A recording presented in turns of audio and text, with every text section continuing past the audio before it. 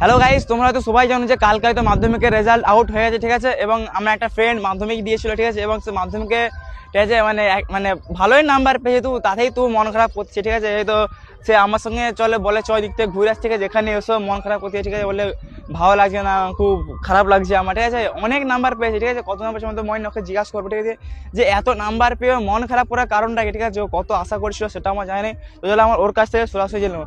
আচ্ছা নাসিম, এই যে তুই এত নাম্বার পেয়েছিস, তোর মন খারাপ করার কারণটা কি? মন খারাপ করার কারণটা হচ্ছে স্কুলে আমার মেন বিষয় ছিল যে সায়েন্স নিয়ে পড়া, কিন্তু সায়েন্সটা স্কুলের স্যারেরও বললো যে 65% না হলে কোনো সাবজেক্টে সায়েন্স গ্রুপটা দেবে না আর কি, সেই জন্য মন খারাপটা হচ্ছে। আচ্ছা তুমি তাহলে তুই পেয়েছো কত, তাহলে কত পেয়েছো, তোর কত পার্সেন্ট নাম্বার পেয়েছো তাহলে টোটাল? আমি ওই 65%-এর মতো পেয়েছি। তাও মন খারাপ হচ্ছে? স্যারদের কথাটা একটু খারাপ লাগছে আর কি। ঠিক আছে, দেখো এটা জীবনের এই মাধ্যমিক রেজাল্টটা যে তোমার লাইফে আর কোথাও কাজে লাগবে না, যেটা আমার মনে হয়, ঠিক আছে। আমি অলরেডি এইচএস হয়ে গেছে, আমার এইচএস এর রেজাল্ট এখনো পর্যন্ত বেরায়নি, হয়তো বেরাবে কিছুদিন পর, ঠিক আছে। তারপরে তো আমরা ফেটে 4 হয়ে যাবে, ঠিক আছে।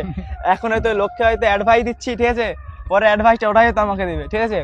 তো আমি তোমার জন্য একটা বেস্ট অ্যাডভাইস হচ্ছে যে তুমি যে মাধ্যমিকে টোটাল কত পেয়েছো? আমি মাধ্যমিকে টোটাল পেয়েছি 421। 421, ঠিক আছে, মানে আমার ডবল, ঠিক আছে, আমার বন্ধুদের ডবল, ঠিক আছে। 421, ঠিক আছে, 421 পেয়ে ভাই মন খারাপ করছে, ভাই কি বলবো আমি একে, ঠিক আছে। 421 পেয়ে মন খারাপ করছে, তো একে আমি একটা ভালো অ্যাডভাইস দিচ্ছি, তো এবার একটা টোটো মোটো কেনার ব্যবস্থা করো, ঠিক আছে। আর তোমরা মাধ্যমিকে কত পেয়েছো, ঠিক আছে, তো কমেন্টে জানাও যে মাধ্যমিকে তোমরা কত পেয়েছো, ঠিক আছে। তো চলো বন্ধু, টাটা, বাই বাই।